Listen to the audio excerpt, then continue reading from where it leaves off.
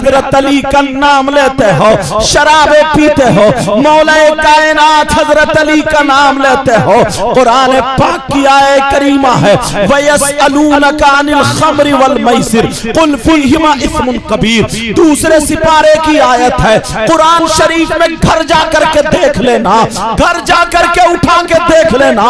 इसकी शान नुज़ूल में हजरत अली का वाक़या लिखा है। हजरत अली फरमाते हैं, अगर कहीं पे तालाब हो और उस तालाब में पानी हो और उस पानी में शराब के चंद कतरे डाल दिए जाएं, मेरे अली फरमाते हैं उस पानी में शराब के चंद कतरे डाल दिए जाए और वो पानी जमीन पे खुशक हो जाए, तो हजरत अली फरमाते हैं अब उस जमीन पर घास उगाए और उस घास को अली की बकरियां खा ले, अली की बकरियां चर ले, तो अली वो है कि उन बकरियों का दूध भी नहीं पिएगा। अरे तू कैसा अली का वफादार गुलाम बनना चाहता है, तू कैसा हुसैन पाक का गुलाम है, तू कैसे हो सकता है शराब पी करके ढोल बजाने वाला, शराब पी करके घरों में नाचने वाला, शराब पी करके शादियों में डांस करने वाला, शराब पी करके गालियां बकने वाला, शराब पी करके मोहल्लों में घूमने वाला, शराब पी करके तू अपने आप को तुर्रमगिरी दिखाने वाला। और हद तो ये है कहीं कहीं मजार शरीफ पे भी वो मोटे मोटे कंठे पहनने वाले बाबा, वो गले में वो बड़ी बड़ी मोटी मोटी मोती पहनने वाले बाबा ऊपर से सुल्फा पी रहा है, ऊपर से चर्च पी रहा है, सुल्फे पे सुल्फा उड़ा रहा है और कहता हक अली, हक अली, हक अली। खुदा की कसम वो कब्र में जाएगा तो इसकी इतनी पिटाई होगी, इतनी पिटाई होगी, मेरे अली उससे हरगिज़ खुश नहीं हो सकते हैं। और सुनो, मुहर्रम का महीना आता है, तुम ढोल बजाते हो, मुहर्रम का महीना आता है, शराबे पीते हो, मुहर्रम का महीना आता है, किसी की मोटरसाइकिल का शीशा तोड़ दिया, किसी की लाइटें फोड़ दी, किसी के घर में गोबर फेंक दिया, यहाँ तक के और चलो 10 मुहर्रम को करबला शरीफ जाते हो या नहीं जाते हो, बोलो 10 मुहर्रम को करबला शरीफ में क्या होता है, हमारे यहाँ पर क्या होता है, हमारे यहाँ पे मेला लगता है। मगर जरा सुनो, तुम्हें तुम्हारी तारीख बुला दी गई है। 10 मुहर्रम को क्या हुआ था, करबला में नबी के शहजादे, नबी के नवासे इमाम हुसैन शहीद हुए, 3 दिन के भूखे प्यासे लेटे हुए थे। इमाम हुसैन के भांजे औनो मोहम्मद शहीद हुए लेटे थे। अरे यही तक नहीं, हुसैन पाक के बेटे शहीद हुए लेटे थे, भतीजे शहीद हुए लेटे थे, भैया हजरत अब्बास के कटे हुए बाजू शहीद हुए लेटे थे, सैयदजादियों के खेमे में आग लगा दी गई थी, 3 दिन के भूखे प्यासे थे, करबला में उनकी आंखों में आंसू थे, उन पे जुल्म ढाए जा रहे थे, मगर वो सब्र का दामन थामे हुए थे, दुनिया को पैगाम दे रहे थे हम अपने बच्चे दे सकते हैं मगर दीन नहीं दे सकते हैं, हम अपनी जाने दे सकते हैं मगर इस्लाम नहीं दे सकते हैं। वहां पे 10 मुहर्रम को ये हुआ था और तुम्हारे यहाँ 10 मुहर्रम को क्या हो रहा है, तुम्हारे यहाँ करबला में हलवे पराठे की दुकानें लगी हैं, तुम्हारे यहाँ करबला में जलेबी टूट रही है, तुम्हारे यहाँ करबला में लड्डू ऐलान होकर के बिक रहे हैं, तुम्हारे यहाँ करबला में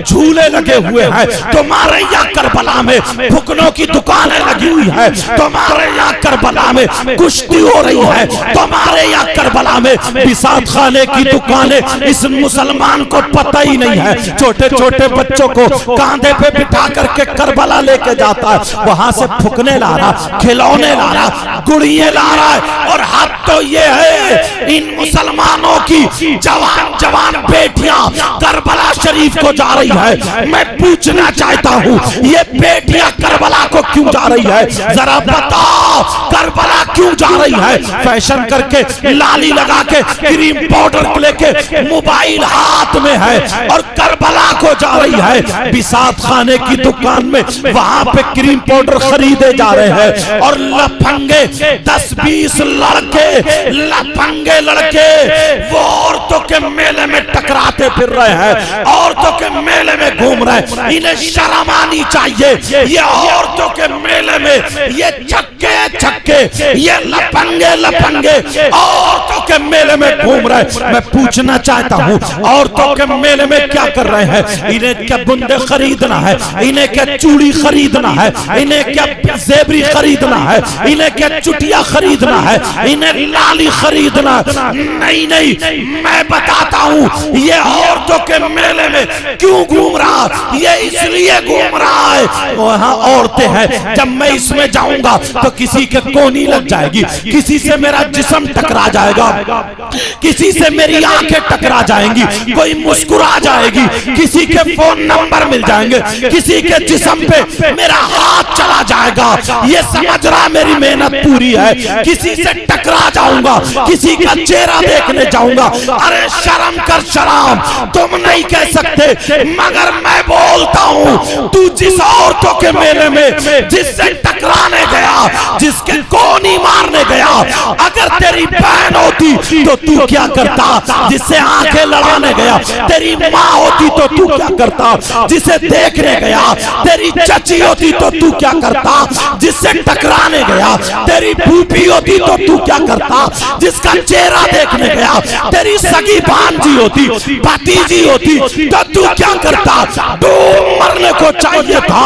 अरे तू तो मुसलमान है, अगर तू पक्का सच्चा नबी का गुलाम बनना चाहता है तो आज के जलसे में यहाँ पे तौबा करनी होगी और तुझे ऐसा बनना होगा। मैं बताता हूँ नबी का गुलाम कौन होता है। नबी का गुलाम वो है अगर खाए तो उसके खाने की अदा बोले नबी नबी, अगर पिए तो उसके पीने की अदा बोले नबी नबी, उसके चलने की अदा बोले नबी नबी, उसके सोने की अदा बोले नबी नबी, उसके पहनने ओढ़ने की अदा बोले नबी नबी। जिस रास्ते से निकल जाए अपने नहीं गैर कहे, कहे वाह। जब नबी का गुलाम ऐसा है तो फिर नबियों का इमाम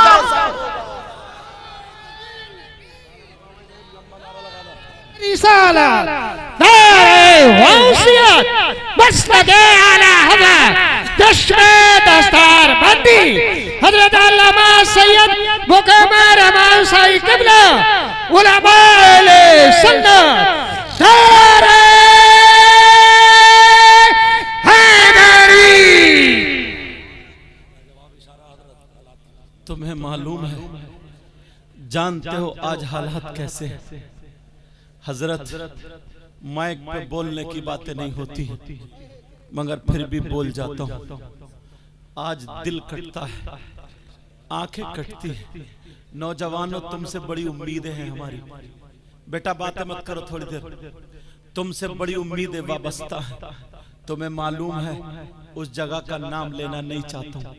अभी मैं रांची के आगे था 2-4 दिन पहले, बंगाल उधर झारखंड समझे तकरीर करने गया था। वहां की 3-4 लड़कियां गैर मुस्लिम लड़कों के साथ लखनऊ में पकड़ी गई।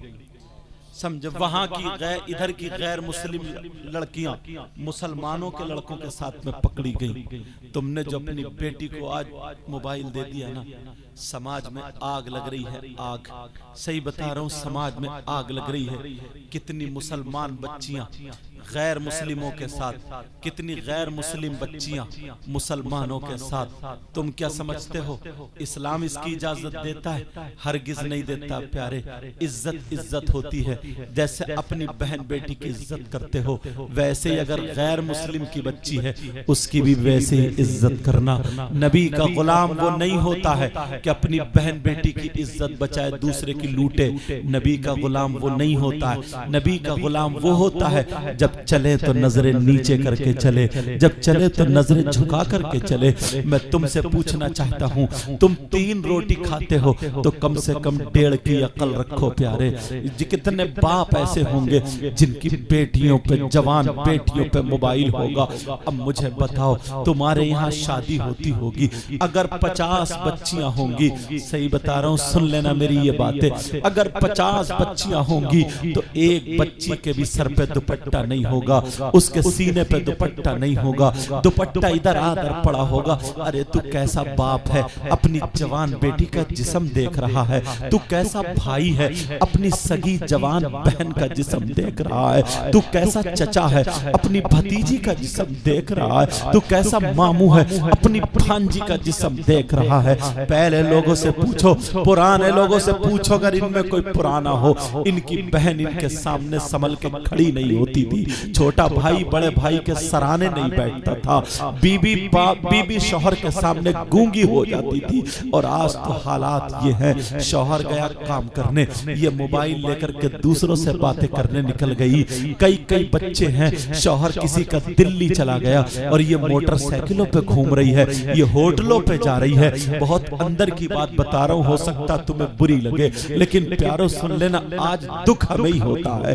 अरे तू कैसी है, तुझे शर्म आनी चाहिए। कितनी बेगैरत, कितनी बेगैरत औरत है जिसके कई बच्चे हैं, उस शौहर का खा रही है, उसके साथ में धोखा कर रही है, दगा कर रही है। और यहाँ तक के जब पता चल जाता है ना, तो मौका देख करके भाग जाती है। और कितने मर्द भी ऐसे हैं, मर्द, इन्हें तो शर्म आनी चाहिए कि बीबी घर में जवान है, दूसरी औरतों के पास जाते हैं। तुम्हें शर्म आनी चाहिए। तुम्हारे घर में बच्चे हैं, तुम्हारे घर में बीवी है, वो बेचारी तुम्हारा इंतजार कर रही है। मेरा शौहर आता होगा, खाना खाना है, पानी पीना है, कपड़े लाना है। शौहर को तू बीबी को इतना मारता है, इतना पीटता है, अरे तुझे खबर भी है। और दूसरों की बीबियों के साथ में तू गुलछर्रे उड़ा रहा है। जरा तूने नबी की हदीस नहीं सुनी है? ओ लोगों सुनो, अब ऐसी हदीस सुनाने जा रहा हूं कि तुम्हारा कलेजा मुंह को आ जाएगा। ये हदीस जरा तवज्जो से सुन लेना। ये हदीस किन लोगों के लिए है?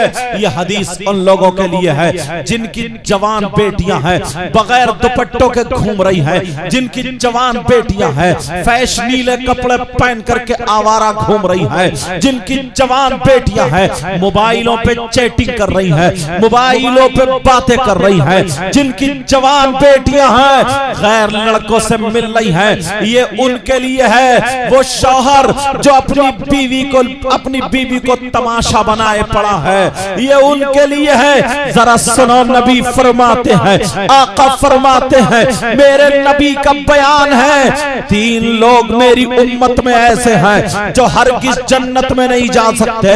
मेरे नबी फरमाते हैं, मेरी उम्मत में 3 लोग ऐसे हैं जो हरगिज़ जन्नत में नहीं जा सकते। अरे कौन कौन है जो जन्नत में नहीं जा सकते? एक तो माँ बाप का नाफरमान है, वो जन्नत में नहीं जा सकता। दूसरा कौन नहीं जा सकता? सुनो, दूसरा दयूस जन्नत में नहीं जा सकता। अरे दयूस कौन है? दयूस वो माँ बाप है जिसकी बेटियां आवारा घूम रही हो, जिसकी बेटियां गैर लड़कों से मोबाइल पे बातें कर रही हो, वो माँ बाप दयूस है, दयूस है। और नबी फरमाते हैं, दयूस जन्नत में नहीं जा सकता। और नबी जिसे मना कर दे तो कोई पीर उसे जन्नत में नहीं ले जा सकता। अगर नबी मना फरमा दे, कोई मौलाना जन्नत में नहीं ले जा सकता। अगर नबी मना फरमा दे तो उसकी नमाजें जन्नत में नहीं ले जा सकती, उसके रोजे जन्नत में नहीं ले जा सकते। नबी मना फरमा दे तो कोई माई का लाल उसे जन्नत में नहीं ले जा सकता। और जिसकी बेटियां आवारा घूम रही है, वो हरगिज़ जन्नत में नहीं जाएगी। ये नबी का फैसला है।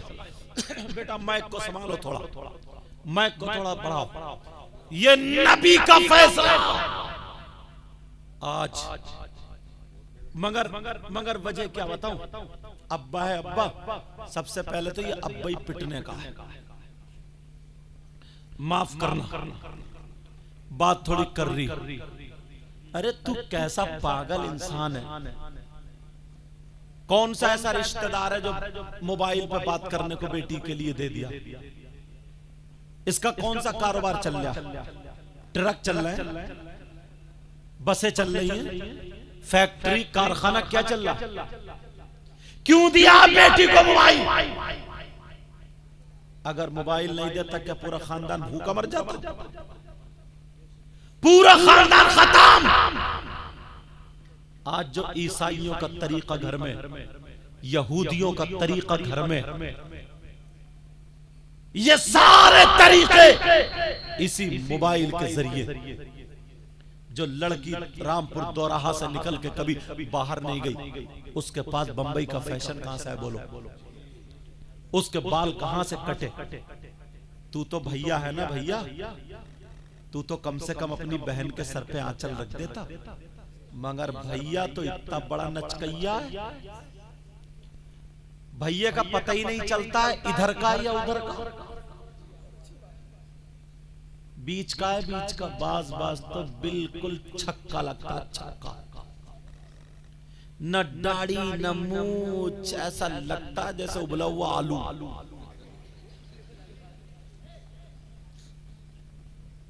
न दाढ़ी न मूछ। और जो रह बच्चे ना वो कुंडल लटका लिए, कुंडल। यही कमी और रह गई थी। और जो रह ना तो यहाँ टेटू बनवा रहा, गर्दन पे टेटू, हाथ में वो भी कड़ा। और अब तो लड़के कंगा लगा रहे। कंगा कहां जाएगा? कहां ठुमका मारेगा जाके? अब तू मर्द तो रहे नहीं। ये पुराने मर्द थे जो लाठी लेके चलते थे, ये मर्द थे। मुहावरा बोला जाता था। मुहावरा क्या मालूम है? कि चल हट, चूड़ी पहन ले, चूड़ी। इसका मतलब तू अब काम का नहीं, मर्द नहीं। तो इन नौजवानों ने पहले ही चूड़ी पहन ली, कड़े पहन लिए, कंगा लगा लिया। अब कहां मारेगा ठुमका? और बोलेगा भी फिर ऐसे ऐसे मीले, बोलेगा भी ऐसे जैसे बीच के बालों की कटिंग लहरा रहा, लहरा। और अपने आप मतलब गालों में गड्ढे, आंखें तैरा रही हैं, चेहरा जैसे खून निचड़ा हुआ, सफेद चिट्टा, कूलों पे गोश्त नहीं, पैंट गिरी जा रही है। और अंदर से नेकर बिल्कुल काला, सड़ा हुआ, ग्रीस लगा हुआ। जूते उतार दे मोजों में से ऐसी रही जैसे लैट्रीन की, और भी उससे बुरी। मगर उसका अब जा रहा तेरी मेरी बहन बेटियों को तकने। और इससे पूछो कौन है? देखो ना, बाल जैसे गधा चरिया, गधा। और इतना आगे बढ़ गया है लड़की इतनी का। पहले बालों में कट लगवाया, अब लगवा रहे अब भौं में कट, भौं में, गर्दन में और लगवा ले 2-4 कट। जरा सोचो, मर्द का मर्द। जब भैया ऐसा होगा तो ये छक्का भैया बहन के सर पे आंचल रखेगा? बोलो यार, मुझे एक बात याद आ गई हजरत।